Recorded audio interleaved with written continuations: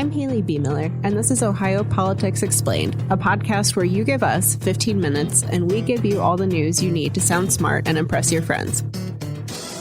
Welcome back to Ohio Politics Explained, and happy Budget Week. Today, we're breaking down the two-year state budget approved by House and Senate Republicans. Spoiler alert, there's a lot of stuff in there, and it could still change once Governor Mike DeWine gets his hands on it. Jesse Balmert is here today to help us wade through this thing. I love fiscal analysis, so let's go. Before we get going, if you love state budget talk, and who doesn't, really, please consider leaving us a review or rating on Apple Podcasts.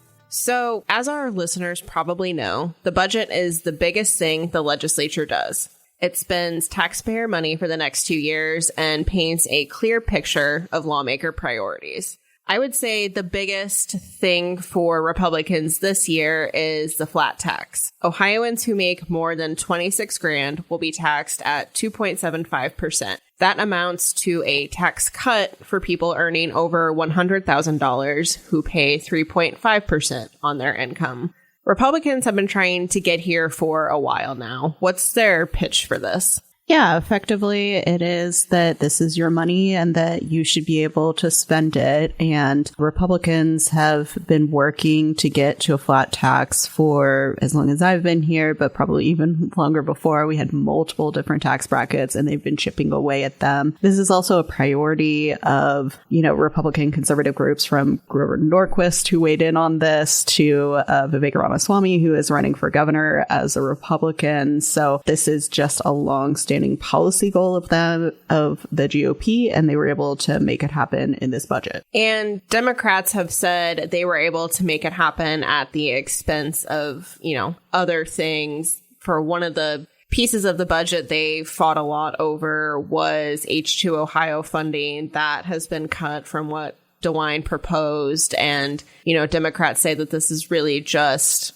helping wealthier Ohioans and not really doing anything for the bigger picture, especially when, the budget isn't as flush as it was last time around when the state had a lot of federal money from the pandemic. Yeah, if you've heard it once, you've heard it 1,000 times. Budgets are about choices. And so the Republicans' choice was to reduce the income tax and to spend some money on the Cleveland Browns, which I'm sure we'll be talking about shortly.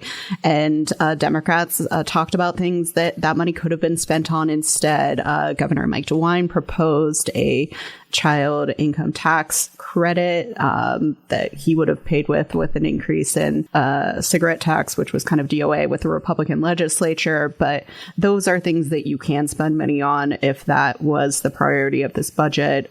It was not. And so we will see what the governor does with some of these various policies. He has until the end of June 30th to sign it and has the opportunity to do line item vetoes. So really, most of the things in this bill he could change his mind on. I would be very, very surprised if he tries to veto the flat tax, though. Yeah, I don't think you can do that without derailing the entire budget, but he's not the biggest fan of that idea. He's talked about that before. He said businesses who are coming to Ohio aren't complaining about the tax structure here. And, he's basically said the money's got to come from somewhere to pay for things. So I'll be curious, even though I agree, I don't think he's going to veto it if he says anything about that. Yeah, Mike DeWine, his first State of the State was about, investing in things that you would see an outcome in later. And a lot of that has been related to children. But that's kind of his philosophy as also a Republican. Certainly, there's different philosophies in the Ohio legislature. And this is what we ended up with. So as you said, then there are the Cleveland Browns. Republicans opted to use unclaimed funds to pay for the new stadium and Brook Park. That development will get $600 million and another $400 million will go to future stadium projects. They're also setting aside $700 million in unclaimed funds for something. We don't really know. Before this even passed, we started hearing chatter about a lawsuit. Tell us what's going on there. Yeah, so the question is whether these unclaimed funds can be used for private projects. Haley did a great story about how unclaimed funds have been used before to shore up state finances in a variety of other ways. And so can these monies be used for this purpose. There were two former long time ago Democratic leaders, Mark Dan, who infamously left under nefarious circumstances, and then Jeff Crossman, who had a press conference on Wednesday talking about how they are going to file a lawsuit on this. So this is something that could be sorted out in the courts. Ohio Attorney General Dave Yost, a Republican who's kind of the state's attorney, says this is legal. Yeah, I found that interesting. He admitted to not being a fan of the idea, but thinks it's on solid legal footing, as do the Republicans who support this idea. I guess we'll see what happens. I mean, DeWine was pretty candid this week. He said if lawmakers decide to go with that, it'll probably be tested in court, just if nothing else, because a lot of things tend to end up in court in Ohio. Yeah, it's interesting that this is kind of what they finally went with. Each of the chambers and Governor DeWine had a plan to fund the new Browns Dome Stadium in Brook Park, and one would have been paid with an increase to the sports betting. Another one was a bond project, which DeWine was like vehemently opposed to. So got to assume the governor is more a fan of looking at the coins in the couch cushions for this. But yeah, it's interesting. There's also been a spike in people looking for their unclaimed funds. So this is really money that maybe you would have gotten from a deposit or a utility bill or something. So you can go on the Department of Commerce's website and check to see if you have any cash, particularly if you're a Bengals or a Steelers fan. The other big ticket items in this budget are schools and property taxes.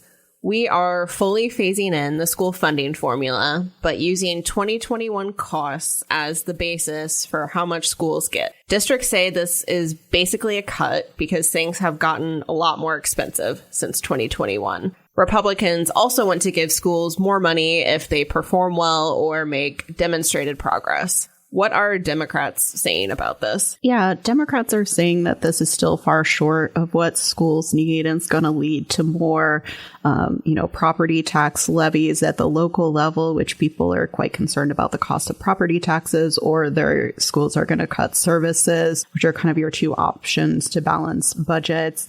They're also concerned about this change that if schools carry over more than 40% of their annual revenue, that some of that would be redistributed, or they wouldn't be able to carry over more than 40%.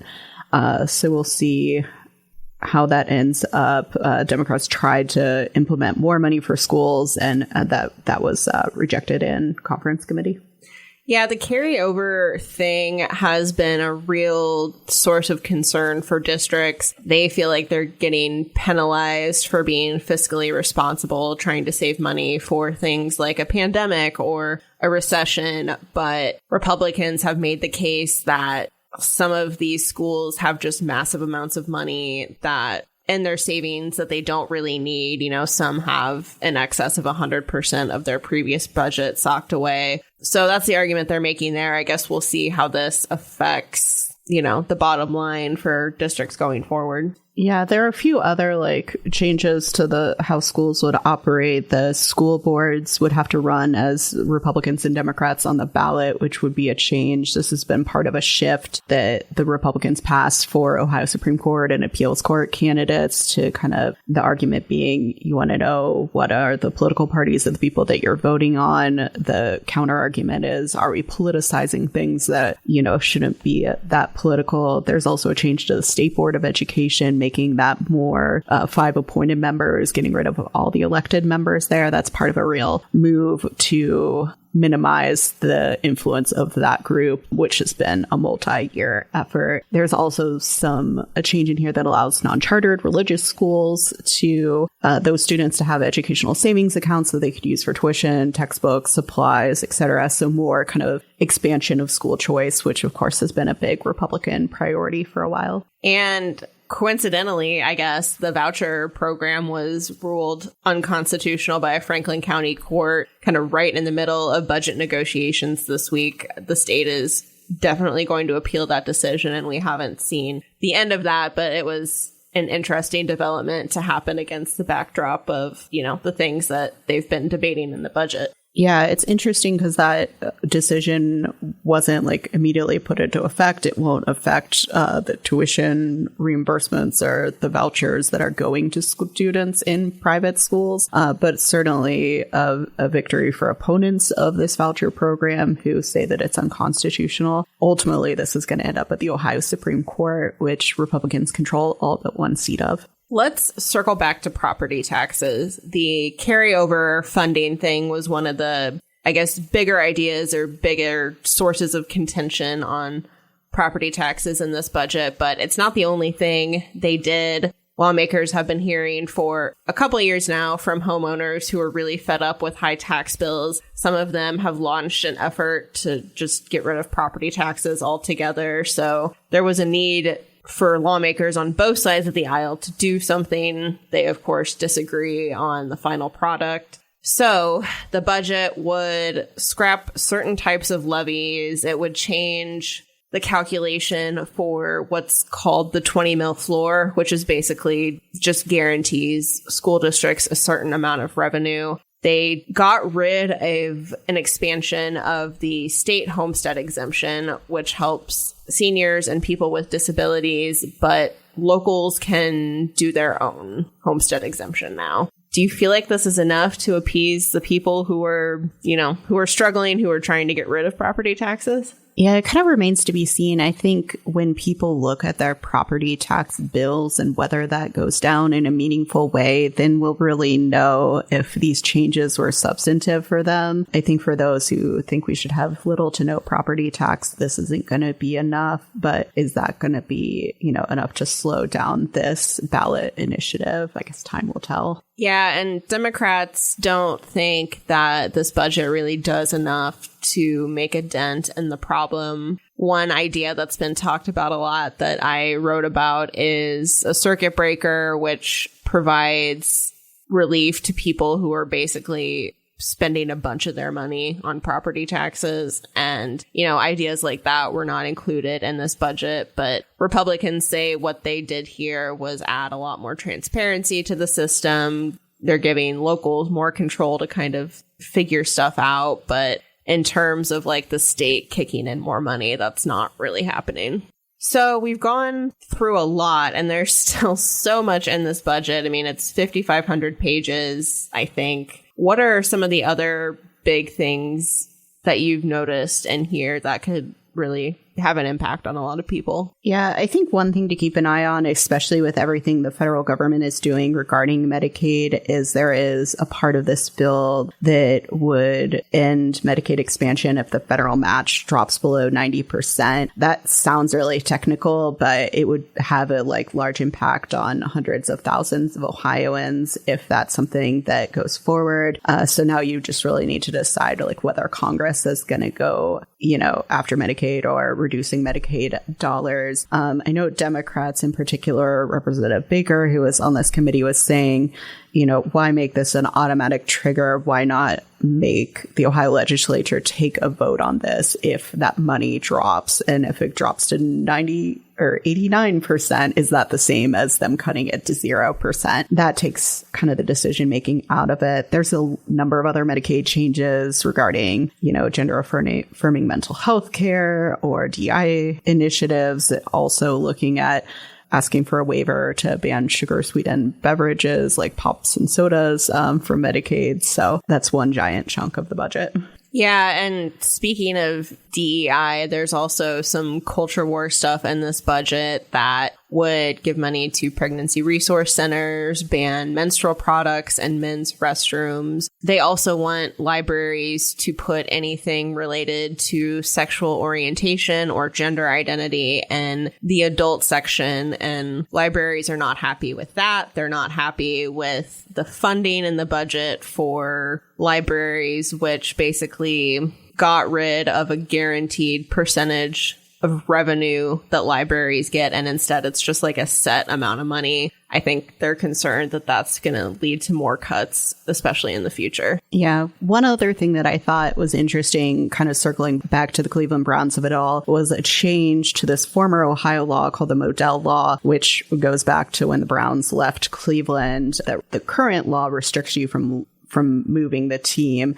This change in the budget would say it's okay to move the team around the state of Ohio, but you might have to sell it back to the county or the area if you leave the state entirely. This is obviously aimed at the ability of moving the Browns from Cleveland to Brook Park, which is a suburb, but it could allow the Cincinnati Bengals to play in Columbus or something like that. I don't think that that's a plan, but that would now be allowed. Right. And as we mentioned earlier, DeWine is still going through this. He can sign things. He can line item veto. So we will be back at some point to talk about that and, any meaningful changes that he makes to the budget. But for now, this is what we got. Yeah, it's worth noting that Republicans have the numbers to override any sort of veto that Governor DeWine might have. But, are they going to be able to get all together in July after they've all spent a lot of time together at the end of June to make that happen? To be determined. And one more thing before you go. In non-budget news, the effort to try to repeal Senate Bill 1 has failed. That means the law banning DEI at universities will go into effect. At this point, the only option left for opponents is a lawsuit. Yeah, this was a long shot from the beginning, and they just really weren't able to make it happen.